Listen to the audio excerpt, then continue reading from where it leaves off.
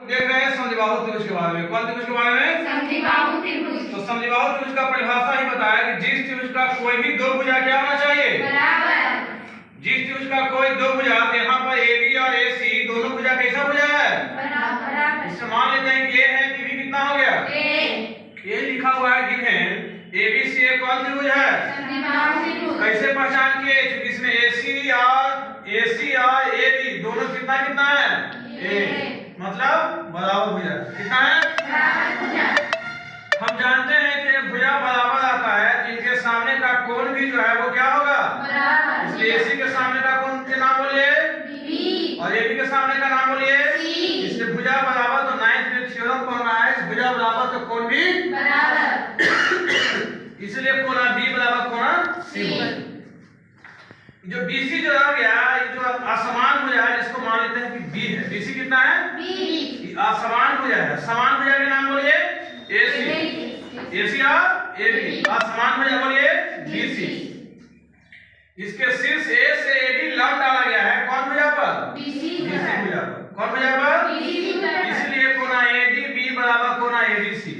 ADB लिख दीजिए ADB यह कोण और ADC यह कोण, दोनों कोण कितना डिग्री? 90 डिग्री, चूंकि लंब है। अभी इसमें बताया है कि समद्विबाहु त्रिभुज के शीर्ष से जब लंब डालते हैं कि भुजा को दो बराबर भागों में बांटता है।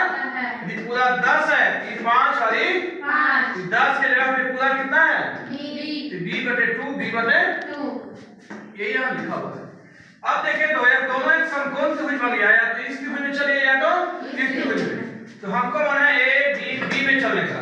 ये लिखे समकोण त्रिभुज ABB में, इसको अलग से निकाल के देखें जहां पे लिख दिया है ABB।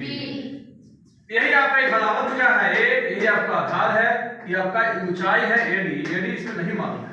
तो आप पाइथागोरस पढ़ने से जानते हैं h² बराबर p² प्लस b²। बताते हैं पाइथागोरस पर क्या कहता है? कर्ण स्क्वायर बराबर लंब स्क्वायर प्लस आधार स्क्वायर। छोटा पूछेगा तो बालका में छोटा पूछेगा तो बालका में आधार स्क्वायर घट जाएगा, और हाथ पूछेगा तो बालका में p² घट जाएगा। इसका मतलब हम यहाँ पर देखिए तो निकालने जा रहे हैं AD क्या है? छोटा है कि बड़का है? तो छोटा पूछा AD स्क्वायर नहीं है, दिखा आगे रूट में। बड़का स्क्वायर मतलब h² मतलब बड़का का स्क्वायर AD का स्क्वायर माइनस BD का स्क्वायर। AD का मान कितना है? BD का मान कितना है?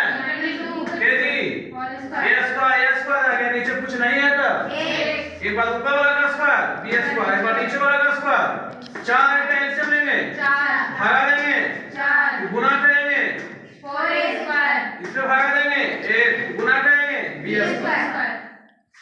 कुछ नहीं मिल रहा है तो दोनों में कर सकते हैं कि एक यहाँ है एक यहाँ, एक कॉमन ले लिए, कितना रह गया? दिल कितना? 4।